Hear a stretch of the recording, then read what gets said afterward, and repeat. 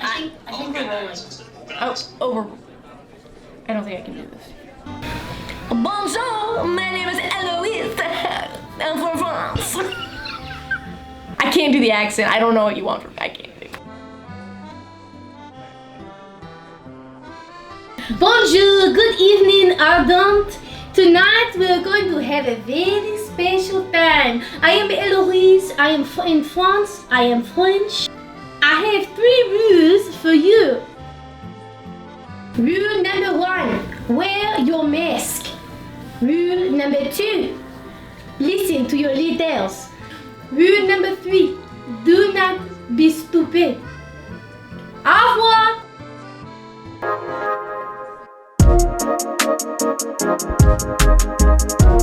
Wow, so fun to see what Paris is like this time of year. Beautiful. Did you get to film that? You traveled all the way to Paris? I did. Wow, Yeah. that's really All the way. awesome. I love that. So cool. So guys, we are so excited. Week 2 of meeting in person. Again, I'm Emma. This is I'm Reagan. We know you guys. Anyways, we have some fun announcements for you. Super Reagan, you wanna fun. talk about the first one? Yeah, so Heart of the City, we're going to be partnering with them and we're going to be collecting socks for the whole month of October to help people who need socks. Yeah. Is there like any sort of reason that I would want to do that other than me being a nice person? Like, do I get anything? I don't remember what we Does did. You do get something. So, as your group, as you collect socks, your leader knows each pair of socks is worth a certain amount of points. And remember, we're doing a competition all year long. Whichever group can rack up the most points at the end of the year is going to win the most epic prize of all time. Think crazy. Crazy. Right? Crazy. So, the more socks you guys bring in as a group, the more points you get. Hence, setting yourself up well for the rest of the year. Yes. Why not start with a head start? Am I right? Yeah, That's and good. helping people. That's good. Also, this week, your Ardent challenge is to make an Ardent jingle and send it in. Wait, what's to a us. jingle? You know, like, Arby's, we have the meats. Oh, It's like that. okay. Yeah, okay. or ba-da-ba-ba-ba, I'm loving it. McDonald's. Yeah, okay, see? okay. You know it. What about 100 steamers, Stanley Steamer makes your carpet. home clean. I thought it was carpet. I think they updated it to home. Oh. Because they do more than carpet. Actually, yeah. I mean, if you guys like need some work done, I'm pretty sure they also clean hardwood floors. So, anyways, This is an advertisement. their This is number an is ad. 1-800 steamers, so you guys can call them. But we want you guys to make a jingle for Ardent. Yes. So as a group, this is your challenge this week. You have all night to figure it out. You need to record yourselves performing the jingle about Ardent and then send it in to either me, Regan, Josh, or Dylan, and we will announce a winner next week. Should we try to make up one right now? Just like on the spot, ready? Yeah, okay. Ardent is Yeah, it is amazing. Yeah. Family. There we go. So we put the baseline, so you just have to do better than that. Yeah. Pretty easy. Pretty easy. Okay. And then lastly, we have one more. Man, tonight there's a lot of like upcoming Jam-packed. announcements. So, this is the last week of September. The next month is, October. and it has Regan's favorite holiday. Not favorite. Well, like a bit. I just like dressing It's up. up It's there. fun. It's Yeah. up there. Halloween. So, another contest that you guys are gonna win so many points for is we want you as a group to come up with your own group costume. And then the week of Halloween, when you're in your group, you're gonna send in photos. And again, the winning team is gonna win a ton of points. So be talking. You have a whole month to get your outfit idea figured out and strategize. Pinterest is a good place to find group costumes. Yeah. The Dollar Tree has a lot of great stuff. Like, get creative. We love creativity. So anyways, that is all of our announcements. Be preparing, be making that jingle, sending it in to us. Get collecting those socks. Yes, all of those things. And we are really excited. Now we're going to hear from Dylan, continue our Influencing Culture series. Bye, guys.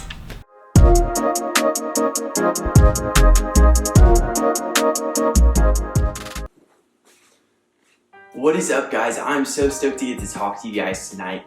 And I hope you were here last week and heard Emma's message just about kind of introing the series about influence culture, and her interview with Mike was awesome, and hope you guys learned a lot. And just kind of realizing that we're all affected by culture in some way or another. Maybe that's a little bit, maybe that's a lot. And I loved her analogy about what kind of animal are you? Are you like a fish that's all the way into culture? Are you like a dog that's kind of in God's kingdom and his culture and the world's kingdom and culture? Or are you like a cat that's never in the world's culture and only in God's culture? And so that was a great question just to kind of see where you guys are at, and I know that was helpful for me. But today we're going to talk a little bit more about influencing culture, but in the context of community. And you guys are in tribes right now. Hopefully you're with your friends and having a really good time. But yeah, we're going to dive into why we have community and why God designed that. And so I'm going to have you guys answer a question just right off the bat. And that question is this: why is community important in your life? So go ahead and pause the video and answer that question.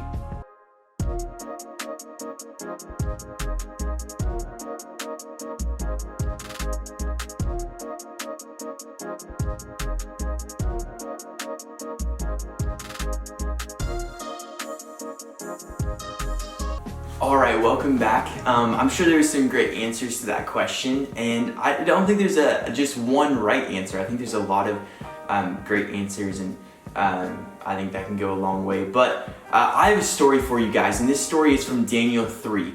But before I tell it, I think we should get some new scenery. So go ahead and follow me.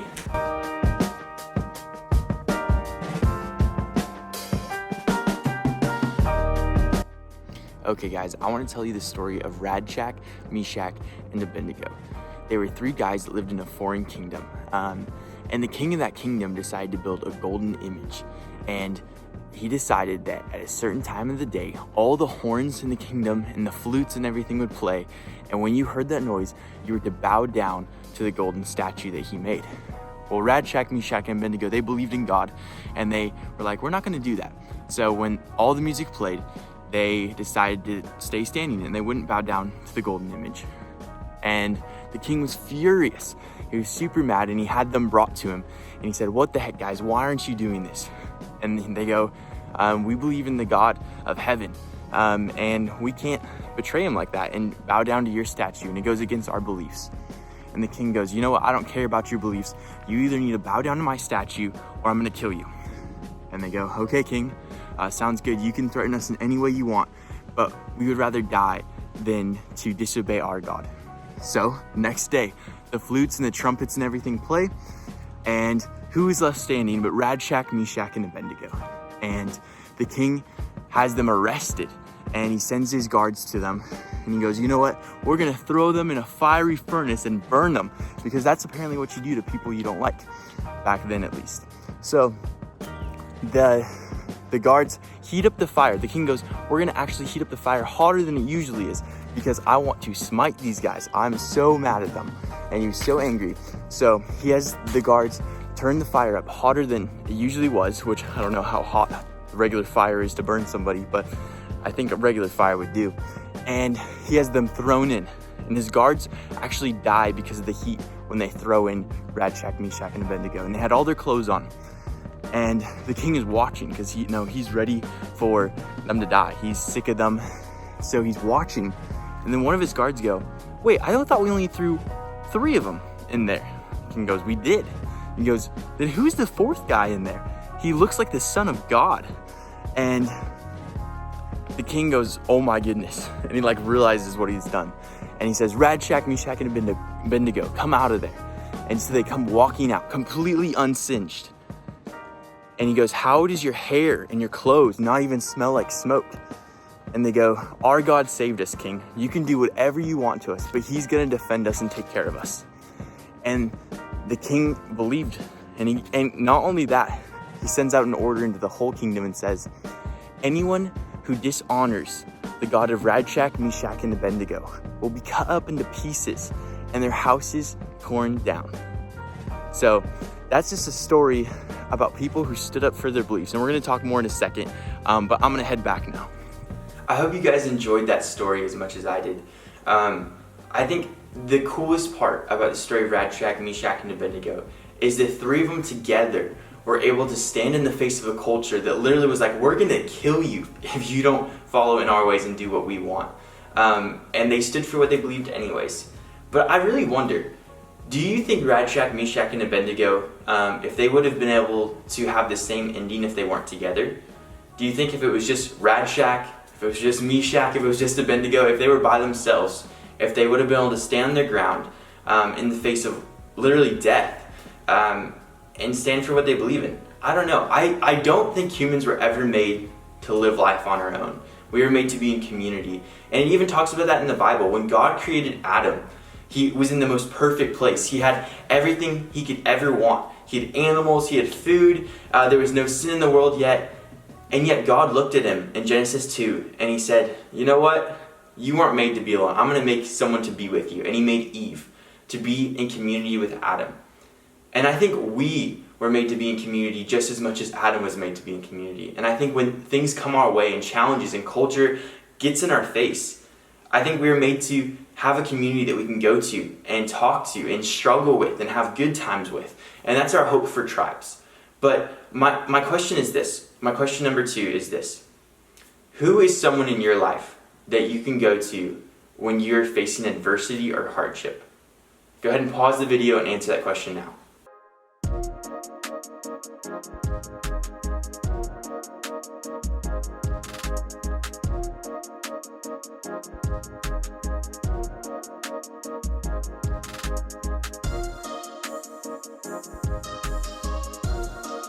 Well, I hope that discussion went well, and I hope that you guys all have people in your life that you can go to in times of just struggles and hard things, and life is full of it. I mean, look at 2020, it's been crazy, and culture can come at us in hard situations, but I hope that you guys have people in your life that you can stand with and that will support you and you can support them.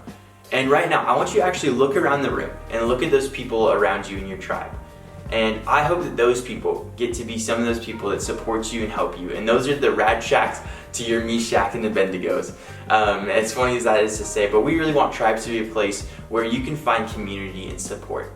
When I was in high school, I went to Ardent too, and it was awesome. I loved Ardent, and just the community within small groups was great. And one of my good friends, Hillary, she was there for me a lot in high school, and she influences culture better than most people that I know. She does a great job of shining the light of Jesus in dark places. And so I just wanted to give her a little spotlight to share some of her thoughts with you guys. So here you go.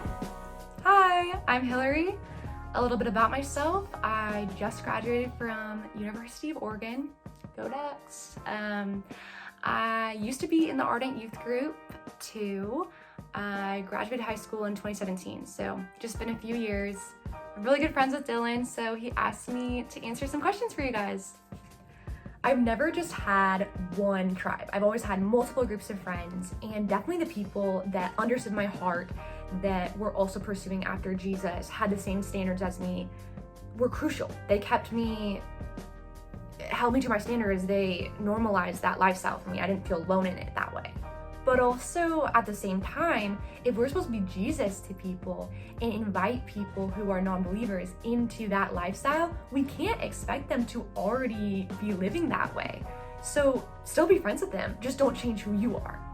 Current culture will affect the way you live your life, no matter what. Like, people go to school, so I went to school. People go to college, so I went to college. I wear a t-shirt and jeans because that's something normal to wear right now. 100 years ago, probably that wasn't normal. Like different genres of music are more popular now than they were in the past. Like hip hop and rap is very like mainstream right now. 50 years ago, it wasn't even. So, you know, it's going to determine the way you live your life to some degree. So Jesus says in Matthew 5, "You are the light of the world. A city set on a hill cannot be hidden. Nor do people light a lamp and put it under a basket, but on a stand, and it gives light to all in the house. In the same way, let your light shine before others, so that they may see your good works and give glory to your Father who is in heaven." So be that light to other people. Hang out with people who don't know Jesus. Interact with them. Express yourself through fashion, through songs.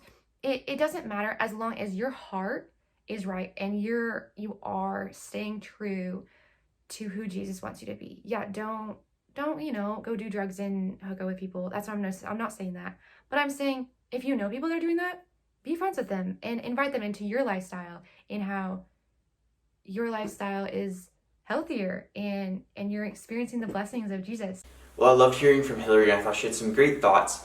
And I loved what she said about being a light on a hill. And Christians, we're called to light up dark places. It talks about that in the Bible, that we're called to be lights to this world that don't know Jesus. So I want you guys to answer this question. What can you all do together as a tribe to be a light to this world? Go ahead and pause the video and answer that question now.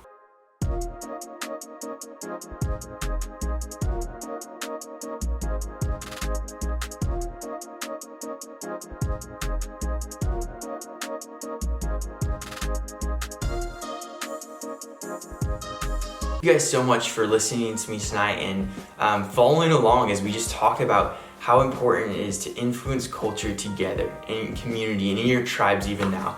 Hope you guys learned a lot. Hope you continue to keep asking questions about what it looks like in your life to have the best community around you to support you through culture that you agree with or don't agree with. I love you guys so much. I wish I could be there every single one of your guys' tribes and hang out with you guys, but that will happen soon enough that we'll all be together. I'm gonna pray for you guys and then we're gonna be done. Dear Jesus, I thank you so much for every single person watching this video.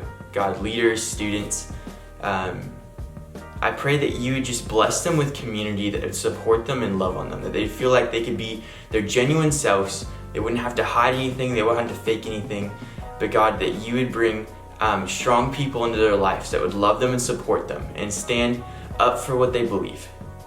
God, I thank you so much for what you're doing at Ardent in every single heart. In Jesus' name, amen. Thanks, guys.